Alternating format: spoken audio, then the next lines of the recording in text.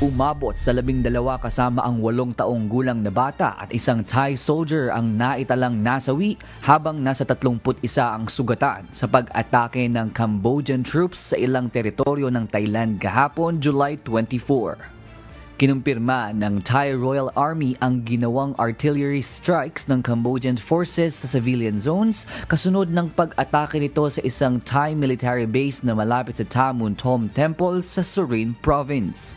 Kabilang sa mga apektadong probinsya ay ang Sisaket, Surin, Ubon Ratchathani at Buriram.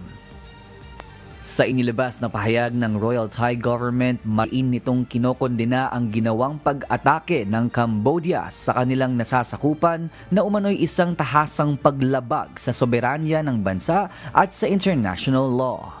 Ang sumiklab na alitan ng dalawang bansa ay bunsod ng nagpapatuloy na tensyon sa agawan sa teritoryo ng Thailand at Cambodia borders. Samantala, wala namang naiulat na Pilipinong nasawi o sugatan sa nangyaring insidente.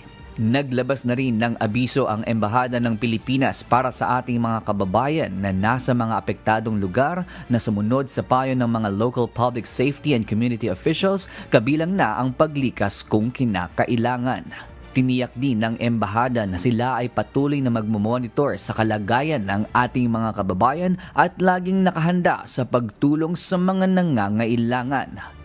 Patuloy ang panawagan ng pamahalaan na maging alerto at mapagmasid hanggat maaari ay umiwas sa mga lugar na mapanganib.